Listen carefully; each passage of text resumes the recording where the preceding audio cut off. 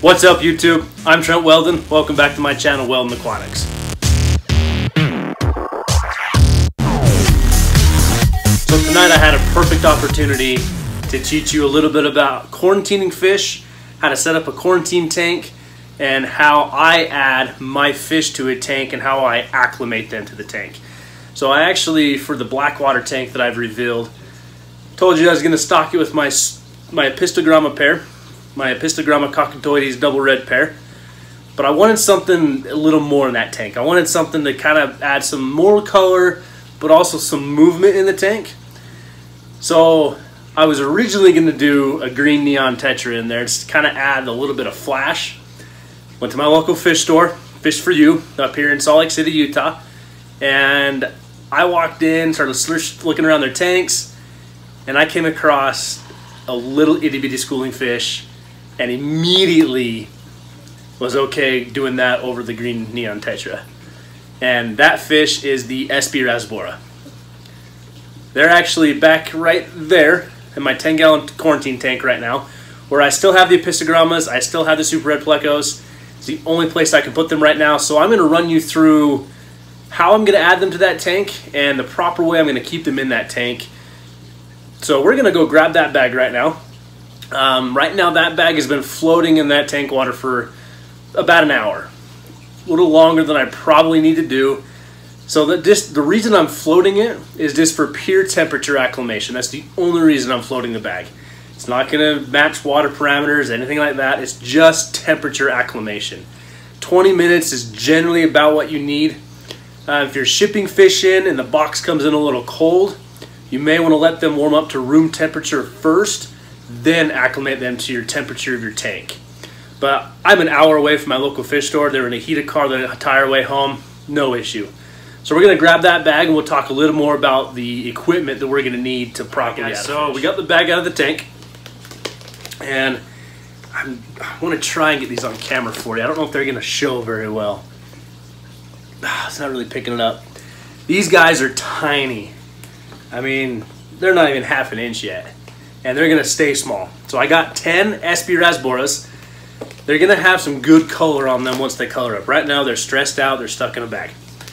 So a few things that we're going to need to properly do this, or I should say, in my opinion, how to add fish to a tank.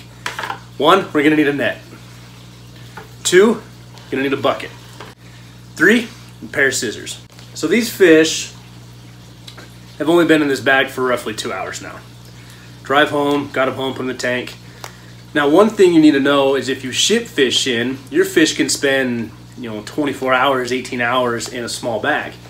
And when you're, especially if you're buying large quantities of fish, the ammonia levels in this bag is going to rise drastically.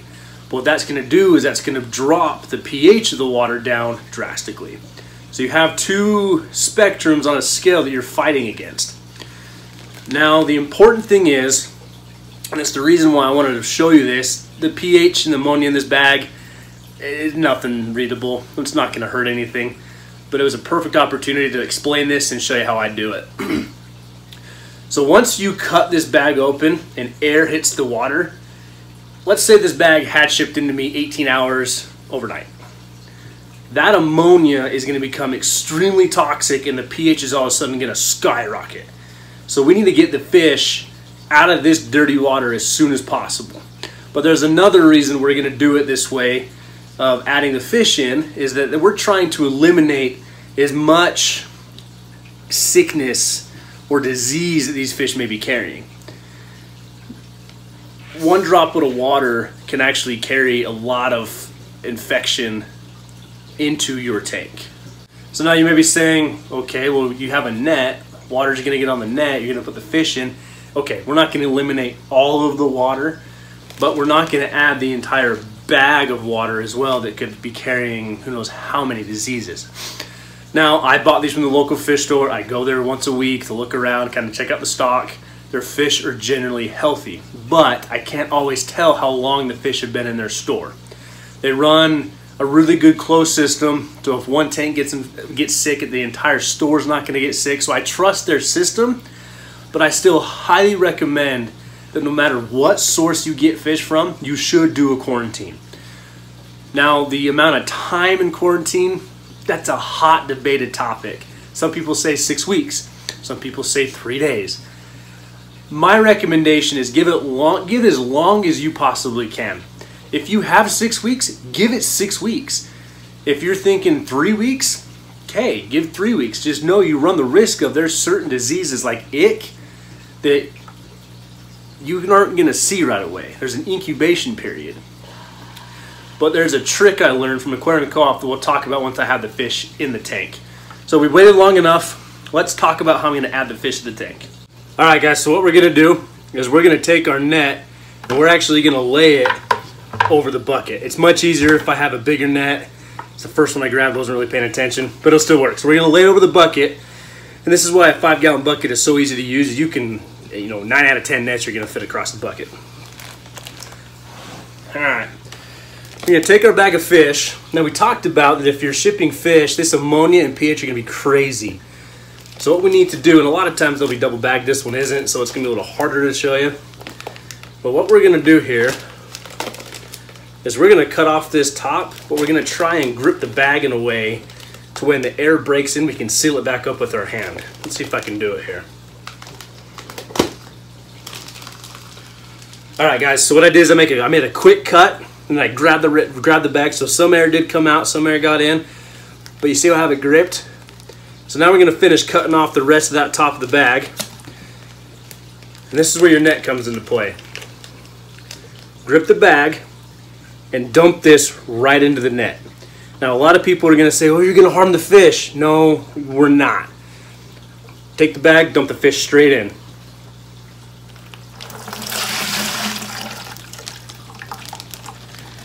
Do a quick once over your bag, make sure no fish got stuck in it. Now we're immediately going to take the fish and add them to the tank. All right, guys, here it is. Here's the SB Rasboras in this tank. I'm trying something new with the camera. I don't have a light on this tank, so I'm trying to put a little bit of light in here. So I've got 10 of these guys, 10 SB Rasboras. They lost a lot of their color right now. They're a little stressed out, and the epistogrammers are checking them out. But it was just quick and dirty way to add them into a quarantine tank, but you can already tell they're acting pretty normal. They're schooling back up together.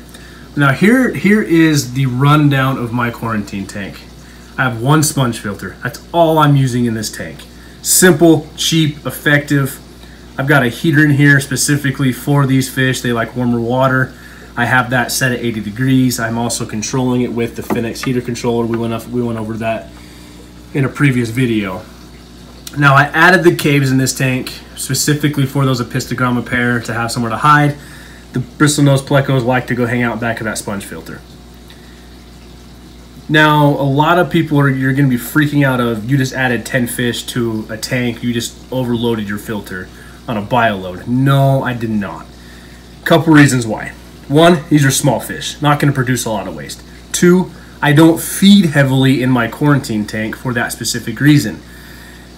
Now, what we don't realize, and I'll talk about this in a later video because I want to break it down a little more, we actually add probably 80% of the waste in our fish tanks by adding food in. Now, I know for a fact this tank can handle, we'll say, a cube of brine shrimp, frozen brine shrimp. The bacteria can process that, process all the waste from it, no problem. Now, this isn't long-term housing for these fish, so I know that I can continually feed 1 cube of brine shrimp. Everyone's going to eat healthy, gain a little bit of weight, and I'm not going to have any mortality. I'm not going to lose any fish this way. So quarantine tanks don't have to be anything special. Just make it quick and dirty, make it functional. I know a lot of people use Rubbermaid totes as a quarantine tank, and they work. So time frame, if you're not using meds, I'd give it at least 6 weeks. You got to give it time to have any incubation periods on diseases come through, and I recommend that you come in and you study your fish daily. Become very personable with your quarantine tank to make sure that you don't have anything slipping by, and then all of a sudden you're going to add it to, for example, your display tank and destroy hundreds of dollars worth of fish. There's a reason we call it a quarantine tank. All right, guys, now that we've added the fish to the tank, I showed you how to do that. I showed you how my quarantine tank is set up. I want to talk to you a little bit about how I personally quarantine and can cut that 6 weeks down. But I also, for example, all those fish, besides the bristlenose, are going into the new Blackwater tank. That's not up and running yet, so I got a little bit of time. So even though I'm using meds, I'm still giving myself as much time as possible in that quarantine to make sure that everything is as healthy as can be when they come out of quarantine. So this trio of meds I use, I got from Aquarium Co-op, and I will link his video in the description below where he actually discusses this. What I like is if you dig into his channel, he talks about the amount of time and money that he put into developing this. And he also talks about the success rate. So the first thing that he uses is ICX. This will cure ick. So if you have an outbreak of ick, this is what you need. Now, I'm using it as a preventative measure. Most of the time, if you ship fish in, they're gonna come in, so jam-packed. We talked about how long they've been in that dirty water, and like wholesalers, they're shipping in, 500 tetras at a time. There's gonna be 500 tetras in that bag. Water gets a little cold on shipping, ick develops, may not see it right away. This is gonna help prevent ick and speed up any process of curing ick if there is any. So that's the first thing I recommend. Super simple to dose. I think it's like 5 milliliters per 10 gallons. So that's one of the reasons why I love this trio of meds that he's developed, is that it works perfectly to use 10-gallon tanks as quarantine tanks. That's really all you need. You'd be amazed how many fish you can pack into a quarantine tank and have them live and have them be healthy. So first thing on the list, ICX. The next thing we're gonna go to is the API General Cure. Now this is in a powder form, and what this is gonna treat, this is a deworming, a parasitic medication, as you will. A big fish that comes in with a lot of internal parasites is pufferfish, especially wild-caught puffers like the Mabu puffer. Now, my orange ABI puffer in this tank right here, I don't know for sure if he was wild-caught or not, so I used this on him and had no negative effects. A lot of people are very concerned about medicating pufferfish because they're a softer body fish. But this is one reason why I like Aquarium Co-op. He's tested this. And now I can personally tell you this will work and not harm your fish if dosed properly. Now the third thing in this trio is erythromycin. Now this is going to be for bacterial fungus, like a bacterial infection, some fungus. Now you put in, we'll take pea puffers for example, the feisty little pea puffers. You ship those in, let's say you have 50 in a bag. There may be some fin nipping going on. They got teeth. And so there's going to be some open wounds on those fish. This is for. That's going to help those wounds heal and not spread into a more difficult thing to cure or kill your fish without you even knowing. So there it is, guys. The trio of medicine. One thing about these, one packet treats 10 gallons. Again, so easy to dose. Now a big thing with this is once I dose it, I won't do a water change for roughly 2 to 3 days. Some people talk about going up to a week without a water change. I like to give it a little time to sit, and I don't feed heavy, especially during that first week of meds. You're deworming them, you're taking away bacterial, especially on the deworming one, the general cure. If fish is trying to pass any internal parasites, and all of a sudden you just start giving him a buffet of food, it's going to block the fish up, and ultimately he's going to die of constipation. Really how it comes down to it. Simple and blunt. So guys, that's how I quarantine my fish. That's how I've learned to do it.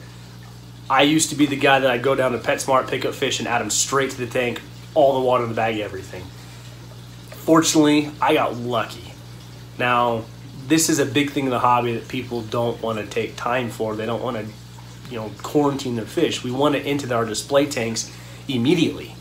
But take the time to properly quarantine your fish, and you're going to have much better success in this hobby. You're going to find more enjoyment in this hobby.